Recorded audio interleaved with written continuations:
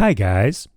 It's not new that Bambu Lab recently released a new P1S 3D printer. But what does this new model has different, and how does it perform when comparing with the X1-Carbon and P1P? You want to know all the details?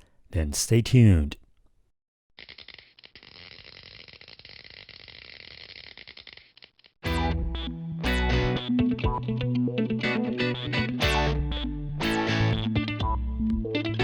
Hi guys, welcome back. My name is Rui and this is the Rui Raptor YouTube channel. If you want to help us out, you can by giving this video a like and subscribe to the channel.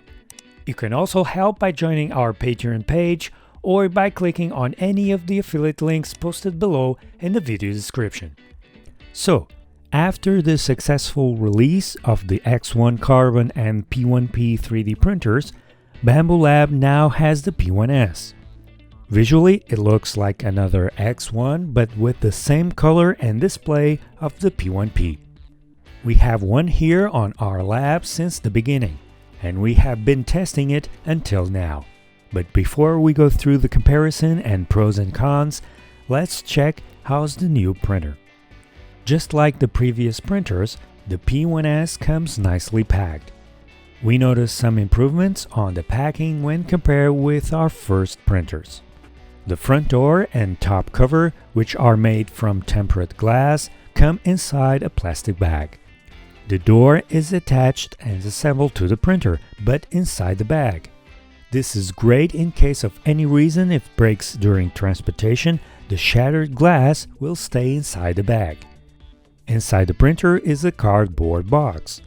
Inside the box, we have the display, a spool of filament, some safety guidelines, a PTFE tube, the power cord,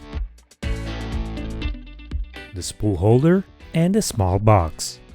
Inside the small box, we have a spare hot end, some parts for the hot end, screws for the extruder, the screws for the spool holder, double-side tape, a couple of nozzle tip wipers, blades, screws, and magnets for the scraper that you can print later on, some lubricant grease, and thermal grease, a needle to unclog the nozzle, and finally a couple of Allen keys. The first thing we need to do is remove the lock screws from the printing platform. There are 3, one next to each lead screw. There's also a red arrow sticker pointing to each screw. You can use the Allen key that came with the printer to unscrew these screws. There are also some zip ties and cardboard pieces that we need to remove. The foam underneath the printing platform is the last one to be removed, and that is done after turning the printer on. Next is the display. The display is connected at the back. Carefully connect the flat cable and attach the display, making sure the cable does not get pinched. To secure the display, we need to place it in and slide it to the left. And that's it. And this is how the printer looks like.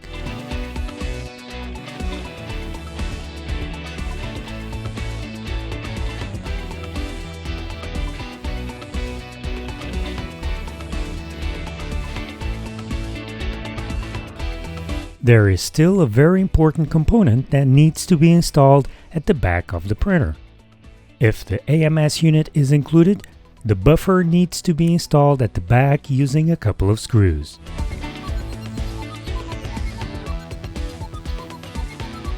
If the AMS unit is not included, then the spool holder needs to be installed instead and also with a couple of screws. Now we can connect the power cord and turn the printer on. The display will turn on and display a small initial setup that we need to go through. For the first part of this setup, we need to choose a few options. It's also possible to configure the Wi-Fi at this point or later on. Once all the options have been entered, the printer will start a few automatic calibrations.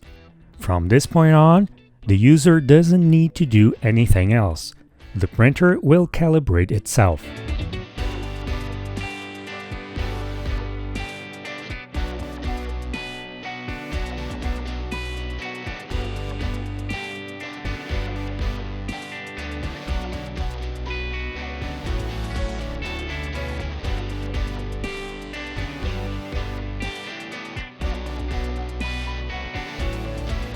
The menus of the P1S are exactly the same as the ones from the P1P.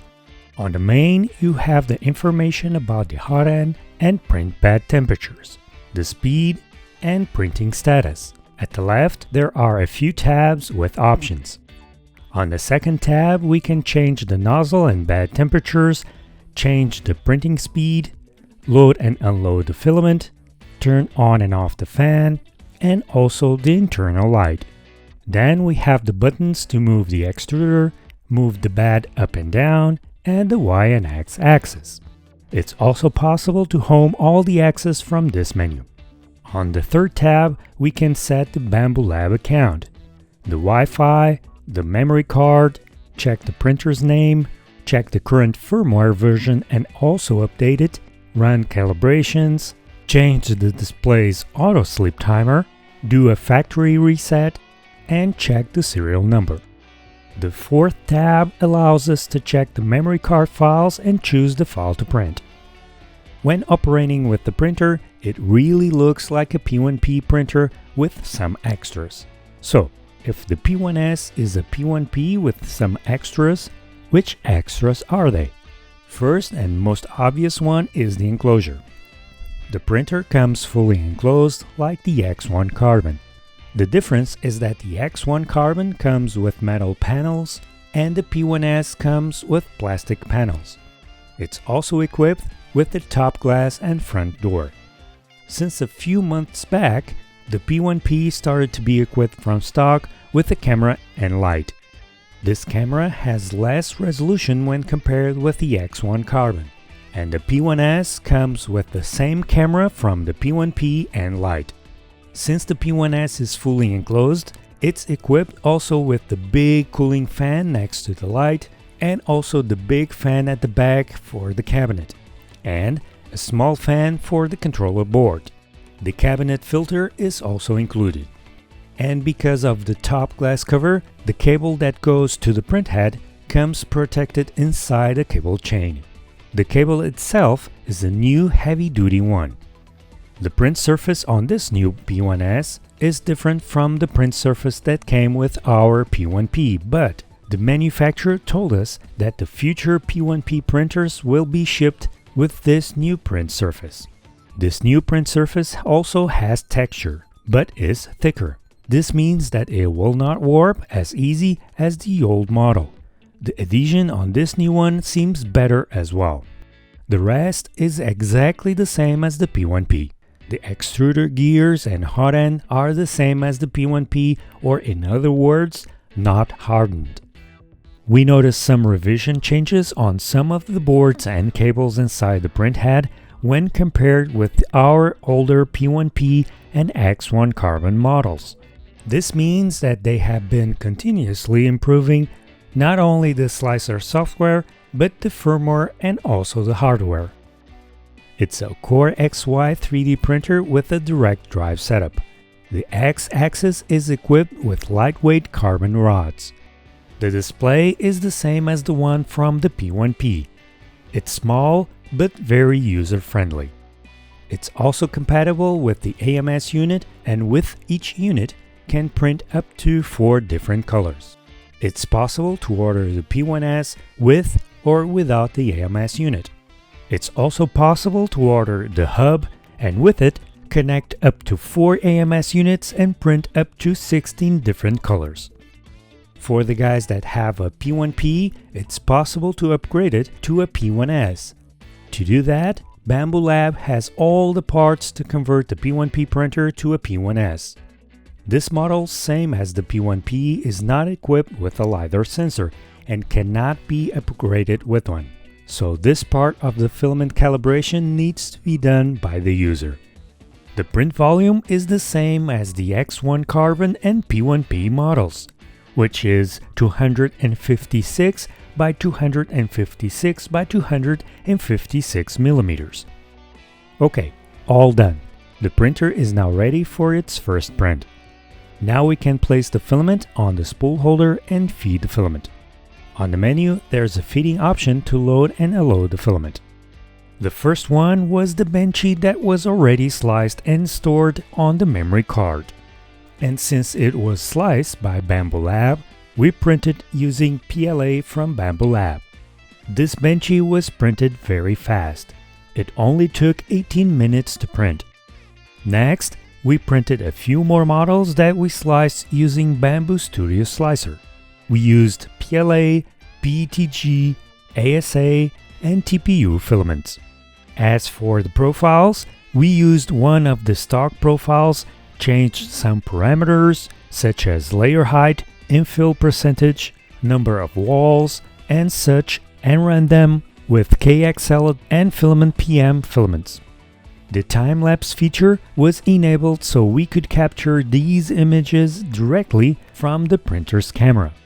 To print TPU, we need to use the external spool holder, as Bambu Lab does not recommend to use the AMS unit with this type of filaments. For PLA filament, it's recommended to keep the front door open and or the top glass removed. And since we are close to Halloween, we also printed this scary skull with the rat inside. We also installed an AMS unit and printed a model with 4 different colors. If you want to know more about how to install the AMS unit, you can check our video. Just check the link below in the video description. The result is what you can see. For the benchy, the result is very good. And if we consider that it was printed very fast, it's nearly perfect.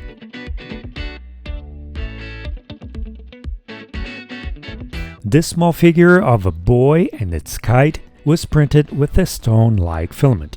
The details were printed nicely and overall looks good. We also printed several different models of birds. The layers look very smooth and also has nice detail. This model also has lots of detail and was printed in different sizes. The smallest one is only 27 millimeters tall and looks as perfect as the bigger one. The 3 birds were printed with the stock 0.4 millimeter nozzle. The skull also turned out really cool. The layers look very smooth and also has nice detail.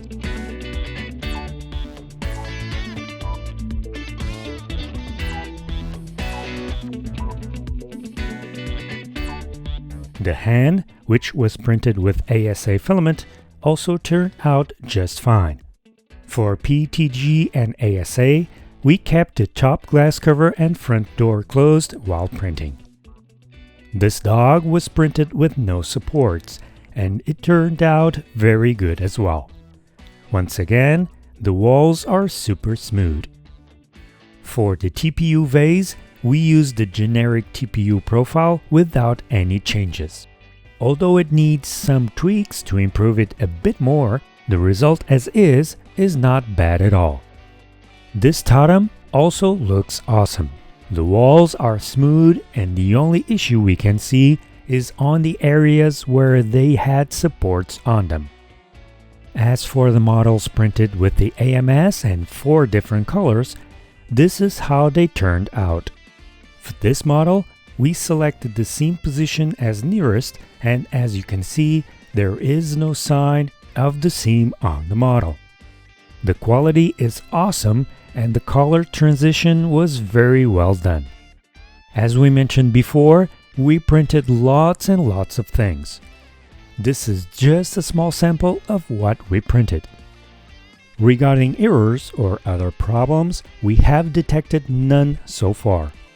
The printer has been printing basically every day, and we didn't have any issues with it. Okay, now for the pros and cons. And for the positive side, we have the price. For the guys that think that the X1-Carbon is a bit expensive, the P1S might be a better choice since it's much cheaper. It has less features, but it's equipped with the same cabinet components such as the cooling fans, air filter, and it's fully enclosed. The printer comes almost fully assembled and it's ready to print in just a few minutes. The machine has a Core XY mechanics and a very sturdy structure. The P1S is equipped with the necessary accessories to print with filaments that require a stable cabinet environment. As the previous models, it can run the calibrations automatically. The hardware has very good quality. It's equipped with several sensors such as leveling sensor, vibration compensation sensor, filament runout sensor, etc. It's also equipped with the internal camera and light. The new magnetic steel print surface has a much better adhesion capability. For PLA filament, we didn't use any glue or anything else to help with the adhesion.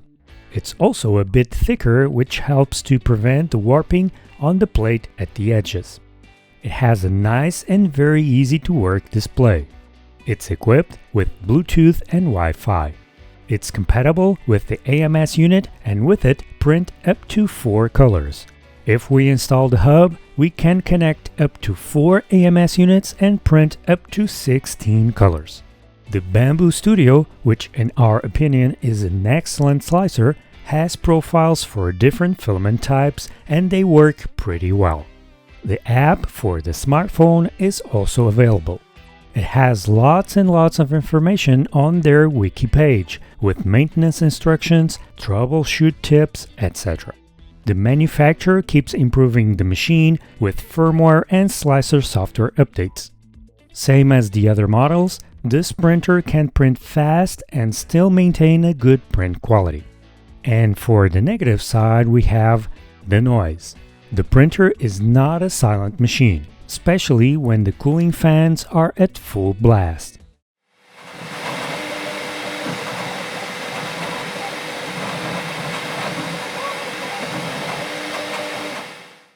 Being enclosed sure helps a bit to contain some amount of noise.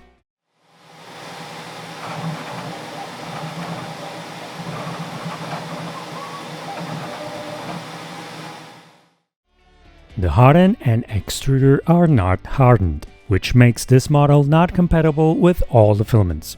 However, it's possible to order and install the hardened components anytime. It's not equipped with the LiDAR sensor. We understand that the LiDAR sensor is not included for the low-price printers. However, it would be nice if they could be upgraded if we wanted to. We also understand for the printer to be able to be upgraded with a LiDAR sensor, the controller boards would have to be different and that would have an impact on the final price. Nevertheless, the fact that we cannot upgrade the printer with a LiDAR sensor is a negative point. It does not have a good alignment pins for the magnetic surface. It's not a deal breaker because the current ones work, and you end up gaining the experience of placing the print surface quickly on the right spot. But still, the current pins are too small and would be better to have different ones to help guide the print surface better. It comes with no filament purge container included and no bin to collect the filament purges. It's really necessary to print these as soon as possible, otherwise we will end up with filament purges scattered all around. Not all spools are compatible with the AMS. Some filament brands use different sizes and not all of them will fit or work well on the AMS unit. The filament spool holder and filament feed located at the back of the printer is not our favorite spot. It would be easier for the user if it was located at the side, for example. For this type of printer, having the on and off switch at the back is a negative point.